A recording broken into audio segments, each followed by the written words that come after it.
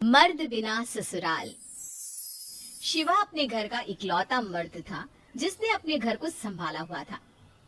पर क्या हो जब एक घर में मर्द ही ना हो। एक दिन शिवा ऑफिस से घर आ रहा था कि तभी उसका एक्सीडेंट हो जाता है और मौके पर ही उसकी मौत हो जाती है।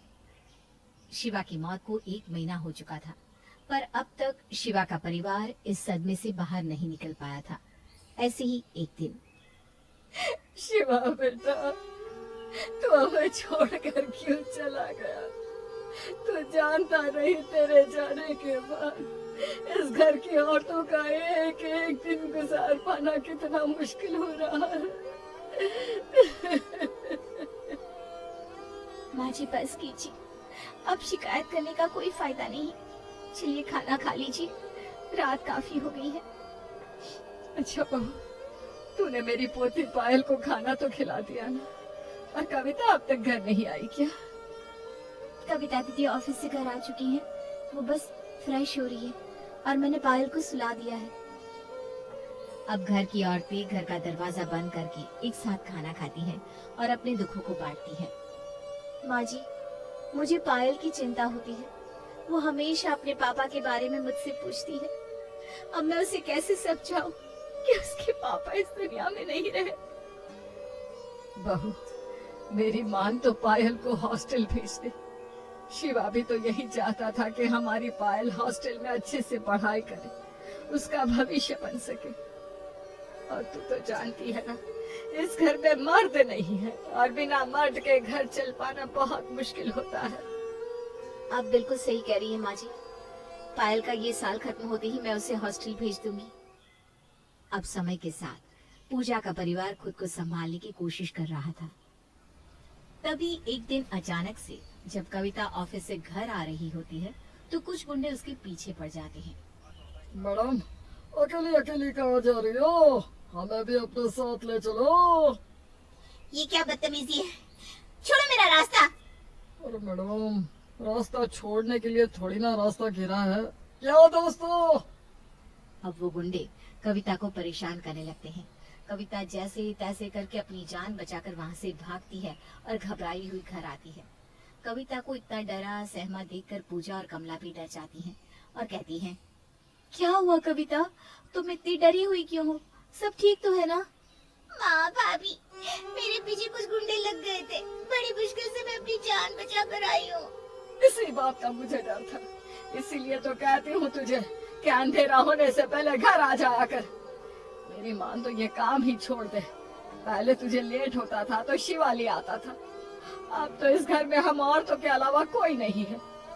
अब अगर इस घर में किसी के साथ कुछ हुआ तो शायद मैं ये सदमा बर्दाश्त नहीं कर पाऊंगी। माँ, मैं काम नहीं छोड़ सकती। अगर मैंने काम छोड़ दिया तो घर कैसे चलेगा? वैसे ही घर चला पाना बहुत मुश्किल हो रहा है। घर में मर्द ना होने की वजह से पूजा का परिवार डर के साए में रहता है। समय के साथ अब घर चला पाना भी मुश्किल हो रहा था, इसीलिए पूजा भी काम करने का फैसला लेती है। माँ जी, अकेले कविता घर नहीं संभाल सकती। मुझे भी अब कुछ काम करना चाहिए। आखिर कब तक हम सारा बोझ कविता पर डालते रहेंगे? वो भी तो इस घर की बेटी है। इस घर की एक औरत पहले से ही बाहर जाकर काम करती है। वो जब तक घर नहीं आ जाती मुझे नींद नहीं आती। अब तू भी घर से बाहर रहेगी तो मेरा क्या होगा, सोचा है कभी? माँ, बात को समझो, भाभी बिल्कुल सही कह रही है। हम ना चाहते हुए भी कमला पूजा को काम करने की इजाजत दे देती है। अब कमला पूरा दिन घर में अकेली रहती और उसकी बहू और बेटी बाहर जाकर काम करती। गली और मोहल्ले के लोग अब कमला को ताने देने लगते हैं। अब घर में कोई मर्द है नहीं, इसलिए इस घर की औरतों की तो पंख निकल आए हैं। पहले तो सिर्फ बेटी बाहर जाकर काम करती थी, अब तो कमला बहन की बहू भी बाहर जाती है काम करने। बहन, सारी गलती ना कमला बहन की है, जो उसने अपनी बहू बेटी को छूट दे रखी है। देखना, एक दिन इसकी बहू बेटी इसी का मुंह काला कर देगी। अपने पड़ोसियों की बात सुनकर कमला के दिमाग में ये सारी बात बैठ जाती है।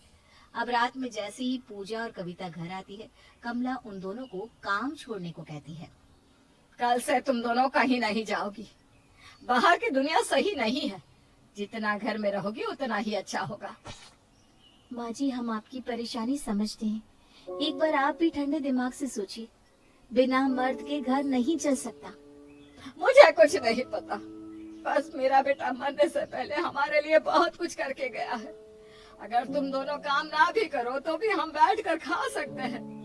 माँ, खुद को और हमको झूठी तसल्ली देना बंद कर दो। रात काफी हो गई है, परेशान मत हो। अब चलकर सो जाते हैं। कविता और पूजा के समझाने पर कमला शांत हो जाती है।